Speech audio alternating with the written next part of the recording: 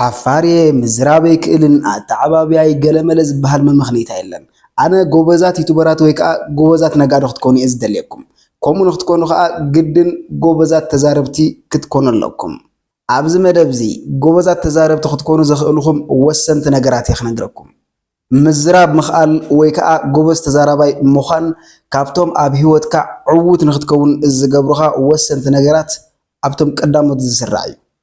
ጎበዝ ናይ ቢዝነስ ሰብ ወይ ከዓ ነጋዳይ ንክትከውን ዓማዊልካ ክትእምን እትኽእል ጎበዝ ተዛራባይ ክትከውን ኣለካ ጎበዝ ዩቱበር ንክትከውን ንፉዕ ተዛራባይ ክትከውን ኣለካ መራሒ ንክትከውን ህዝብኻ ትእምን ንፉዕ ተዛራባይ ክትከውን ኣለካ ሰብ ንክተምህር ወይ ከዓ ቲዩቶሪያል ንክትሰርሕ ናይ ምዝራብ ክእለትካ ሓሪፍ ክኸውን ኣለዎ በዚ ምኽንያት እዚኤ ኣብ ናይ ሎማዓንቲ መደበይ ከመይ ጌርኩም ጎበዛት ተዛረብቲ ክትኮኑ ትኽእሉ ዝብል ነጥብል ዒለ ክነግረኩም ዝደለኹ ብቐጥታ ናብኡ ክሕልፈኩም መጀመርያ ጽቡቕ ንክትዛረብ ብዛዕባ ትፈልጦ ኣርእስቲ ጥራሕ ኣልዒልካ ኢኻ ክተውግዕ ዘለካ ብዛዕባ ዘይትፈልጦ ነገር ትዛረብ ተሃሊኻሲ ክትፈርሕ ኢኻ ኣብ ምንቅስቓስካ ኮነ ኣብ ገጽካ ፍርሒ ክንበብ እዩ ብዛዕባ ትተውግዖ ዘለኻ ርግፀኛ ስለ ዘይኮንካ ጋእጋእ ምባልካ ኣይክተርፍን ስለዚ ቅድሚ ዝኾነ ነገር ካብ ኣፍካ ምውፃእኻ ዝኾነ ነገር ከተእቱለካ ማለት እዩ ብዛዕባ ትኽትብሎ ዝደለኻ ነገርሲ ከተነብብ ኣለካ ክትሰማዕ ኣለካ ክትዕዘብ ኣለካ ማለት እዩ እትፈልጦ ኢኻ ተመሊስካ ተውፅኦ እዛ ሕጂ ዘውግዐኩም ዘለኹ ንባዕላሲ ወይ ካብ ዝኾነ መፅሓፍ የንቢበያ ወይ ካብ ዝኾነ ኣካለይ ሰሚዐያ ዘይሩ ዘይሩ ፈሊጠያ ኣለኹ ስለዚ ፈለጥክዋ እየ ከዓ ንዓኻትኩም ዝነግረኩም ዘለኹ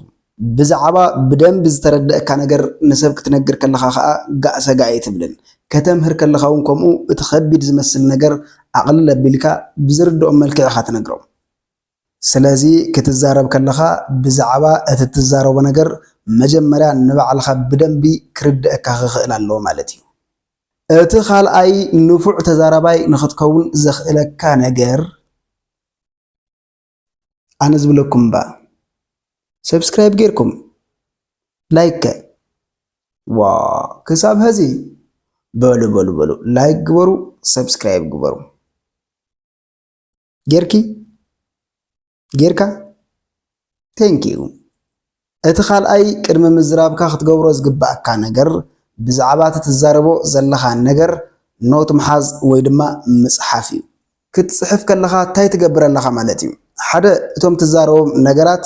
ኦርደር ተትሕዞም ወይ ከዓ መስርዕ ተትሕዞም ኣለኻ ቀደም ሰዓቦም ተትሕዞም ኣለኻ ማለት እዩ ኣብ መእተውየ እንታይ ክብል ኣለኒ ኣብ ማእኸል እንታይ ከስዕብ ኣለኒ ኣብ መደምደምታኸ ብምንታይ ክውድእ ኣለኒ ዝብሉ ኣብ እሙርኻ ፋሕብትን ኢሎም ዝነበሩ ነገራት መስርዖም ተትሕዞም ኣለኻ ማለት እዩ እዚ ንምንታይ ዝሕግዘካ እቲ ትዛረቦ ነገር ዘይተንዘላዘለ ወሓዚ ብትኽክል መልእኽቱ ዘሕልፍ ዘረባ ንክትዛረብ የኽእለካ ማለት እዩ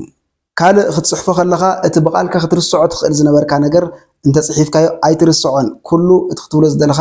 ኢልካዮ ትወፅእ ኣለኻ ማለት እዩ ካብኡ ከይወፃና ክትፅሕፎ ከለኻ ትዛረቦ ኣለኻ ማለት እዩ ኢድካሲ ስቑ ኢሉ ይኮነን ዝፅሕፍ ኣእሙሮኻ ከምዚ ኢልካ ፀሓፍ ኢሉ ክእዝዞ ከሎ እዩ ዝፅሕፍ ሓቂ ስለዚ ብውሽጥኻ ትዛረቦ ኣለኻ ማለት እዩ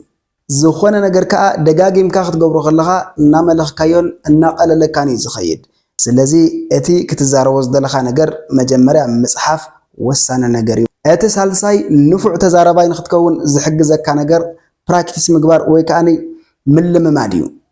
ካሜራ ተኺልካ በይንኻ ኣብ ገዛኻ በይንኻ ትዛረብ ትጋገ ተጥፎ ከም ብሓዱሽ እንደገና ትቕረፅ ትጋገ እንደገና ተጥፎ ከምኡ ጌርካ ደጋጊምካ ትገብር ብድሕሪኡ ምሕፋር ትገድፎ ኣነ ሕጂ ብዛዕባ ዩቱብ ቲዩቶሪያል ክህብ ከለኹሲ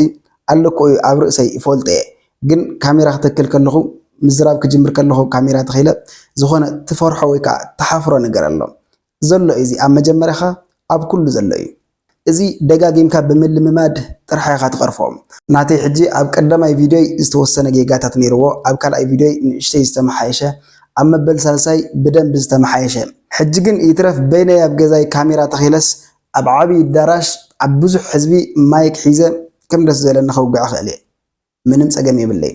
ሰብ ካብ ኣፍካ ብተውፅኦም ምሩፃት ቃላት ጥራሕ ኣይኮነን ተመሲጡ ዝሰምዓካ ክትዛረብ ከለኻ ዘለካ ኢነርጂ ክትዛረብ ከለኻ ዘለካ ስምዒት እናተዛረብካ ዘለካ ምንቅስቓስ እዚኣቶም ሰብ ተመሲጡ ዘረባኹም ንክሰምዓኩም ወሰንቲ ነገራት እዮም